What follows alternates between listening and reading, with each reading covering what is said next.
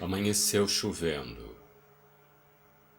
Daqui de dentro posso ver que o céu está furioso, e nesses dias de temporal abrem-se portais onde velhas histórias podem ser contadas e talvez, por sorte, desapareçam no ar úmido e frio, como se nunca tivessem acontecido. Decidi que hoje contaria a verdade, mesmo sofrendo as consequências previstas pela lei do tempo, do espaço e de outras dimensões. Já se passaram muitos anos e elas agora não me atingem mais. Somente a verdade deve ser a companheira da nossa curta viagem. Comecei a dar aulas de matemática ainda muito jovem. Tinha uma boa didática e meus alunos me achavam o melhor e mais animado professor do mundo. Devo dizer que ficava lisonjeado e feliz por ser tão querido e às vezes idolatrado. A minha vaidade com certeza foi minha ruína. Antes mesmo de fazer um ano como professor efetivado, a diretora, Dona Josefa, me perguntou se eu estava interessado em dar aulas para mais uma turma de alunos mais velhos que estudavam no horário noturno. Essas aulas geralmente terminavam à meia-noite. A princípio, fiquei animado com a possibilidade de ter um aumento na carga horária e, consequentemente, no meu salário, mesmo que fosse um aumento pequeno. Pretendia casar, construir família e algum dia me aposentar e viver a vida como ela merece ser vivida. Quanto engano! Haviam professores mais velhos que eu e que poderiam pegar essas turmas noturnas, mas logo vi que todos, sem exceção, todos, rejeitavam o trabalho. Claro que isso me deixou intrigado. Perguntei a um deles o porquê. A carga horária era pequena e o dinheiro valia a pena. Ninguém respondia diretamente e davam desculpas vazias e sem sentido. Alguns me olhavam como se quisessem me contar algo que eu deveria saber, mas no fim preferiam ficar em silêncio. Minha mãe dizia que as palavras têm poderes e eu deveria ter acreditado nela. É melhor você acreditar nisso quanto antes. Um deles me perguntou: por que essas aulas terminam à meia-noite em ponto? Eu não soube responder. Uma convenção da escola que eu não tinha por que censurar. Apenas uma professora, Dona Inês, talvez a mais antiga de todas, que tinha fama de ser muito religiosa, me pegou pelo braço, me levou até a sala dos professores onde não havia ninguém e me disse a verdade. Disse ela que os corredores do colégio à noite eram assombrados por uma entidade maléfica, um anjo do mal que vinha à terra tentar os incrédulos para que acreditassem que uma alma pudesse perambular por entre os vivos, querendo vingança por algum motivo desconhecido, ou tentada fazer o mal somente para se sentir viva de alguma forma, ou em busca de algo precioso para os vivos. Antes de ir embora, Dona Inês segurou em meu braço e disse algo sobre o canto do sono. Maléficos sabem as músicas de Niná e fazem dela uma arma poderosa. Foi assim ao longo dos tempos. Por isso, os religiosos da Idade Média usavam a vigília como arma contra as forças do mal. O sono sempre foi considerado porta para reinos obscuros. Eu era muito cético em relação a fantasmas e minha primeira reação foi rir daquilo tudo. Reinos obscuros? Repeti sem me conter de tanto rir. Agradeci a ela a informação, mas no fundo achava ridicularmente engraçado que uma mulher adulta acreditasse nessa experiência sobrenatural. Talvez essa lenda caísse bem nos alunos mais novos e cheios de imaginação, mas os professores deveriam ser os guardiões da ciência e da lógica, não é? Como bom pesquisador, descobri quase que por acaso, num dos livros sobre a escola, que a origem da lenda foi uma professora de canto e piano, que na década de 60 havia tirado a própria vida depois de encontrar um noivo com outra mulher mais jovem. e que ela e suas amigas vagavam em busca de juventude e imortalidade pelos corredores. Uma história muito boa para um conto de terror, mas francamente, daí acreditarem nisso, uma realidade. É um fenômeno humano que não tem explicação. Os seres humanos gostam tanto de sentir medo. Talvez porque o medo é o que define o ser humano. O medo é a verdadeira natureza humana. O perigo é se deixar levar por ele. Você tem que saber lidar com ele, mostrar quem manda. No dia seguinte fui até a diretora e aceitei o convite para assumir o cargo. Ela ficou animada, me deu os parabéns e deixamos tudo combinado. Primeira semana de aula. Confesso que fiquei um pouco impressionado com os alunos. A turma era muito reduzida e composta por 3 senhoras gêmeas e um senhor que me disseram ser mudo de nascença. Era realmente intrigante que a escola reunisse uma turma tão estranha e àquela hora da noite. Na saída reparei que os 4 deixavam o lugar ao mesmo tempo e em questão de segundos não os via mais pelos corredores. Comigo ficavam apenas um segurança de barba grossa e olhar de poucos amigos. Tentei fazer amizade, mas ele, ao me ver, cuspia no chão e, acredito, era uma resposta bastante clara sobre o que pensava de mim. As 3 gêmeas tinham, devo dizer, uns 70 anos ou mais.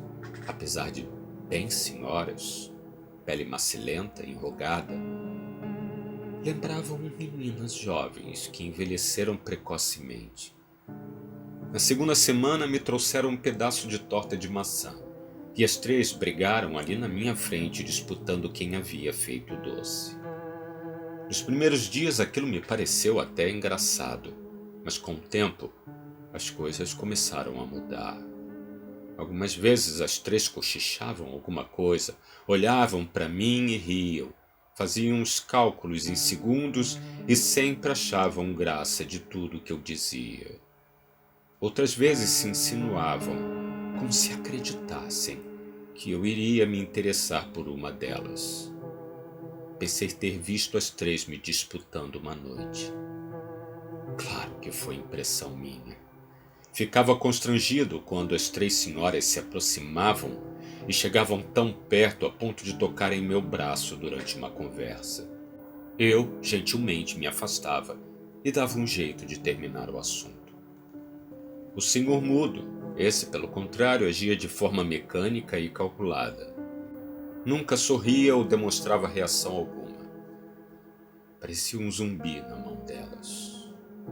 Que os céus me livrem dessas memórias pavorosas. E vocês vão entender por quê. Durante o intervalo vi que as 3 saíam e voltavam ao mesmo tempo, rindo e pulando como jovens estudantes numa grande festa. Numa noite, sem que elas percebessem, decidi segui-las pelos corredores.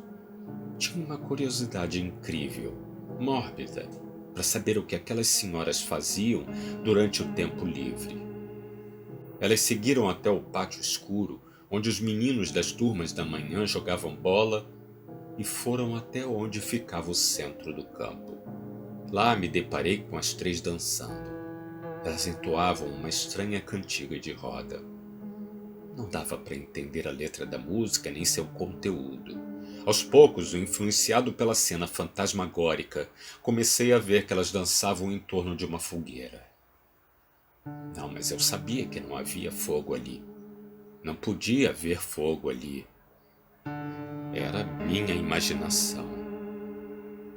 Respirei fundo, procurando manter a consciência. Repentinamente, as 3 pararam e olharam para mim, como se soubessem que eu estava ali o tempo todo. A imagem do fogo desapareceu. Disfarcei um pouco e voltei rápido para a sala de aula. Elas também retornaram, e a aula seguiu até o fim sem maiores problemas. No dia seguinte fui conversar com a diretora, Dona Josefa. Ela achou graça da minha imaginação.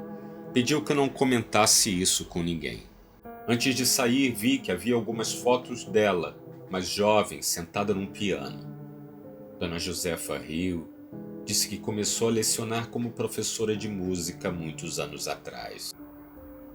Na minha cabeça, aquela informação parecia uma peça de um imenso quebra-cabeças. Aquela noite decidi que descobriria a verdade sobre minha estranha turma noturna. E melhor, colocaria um ponto final naquilo tudo. Talvez estivessem querendo brincar comigo. Talvez estivessem querendo me deixar assustado, apavorado. Talvez quisessem provar que eu era tão ser humano quanto qualquer um. Às 9 em ponto comecei a aula. Minha turma estava completa. As 3 idosas gêmeas e o senhor mudo me esperavam. Antes de começar a aula, questionei o que eles pretendiam ali.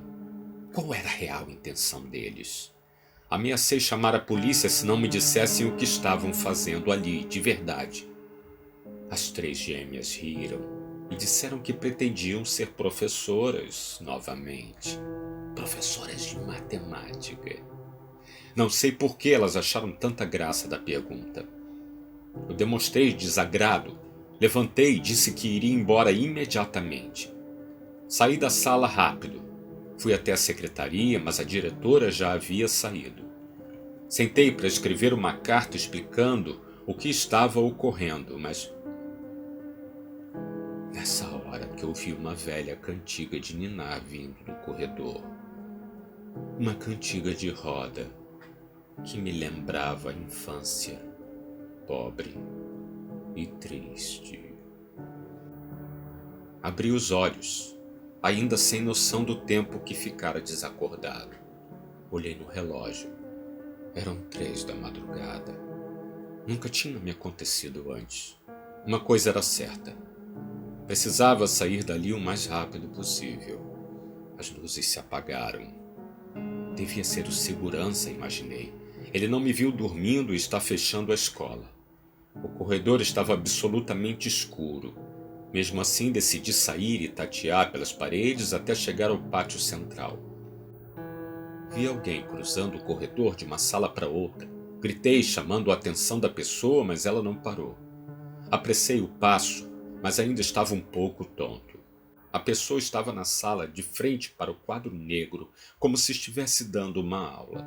Fui em sua direção, mas quando cheguei perto, vi que não era o segurança, mas algo fantasmagórico. Uma criatura calva, esquelética, e no lugar dos olhos, um poço fundo sem fim. Ela ergueu uma faca e veio em minha direção.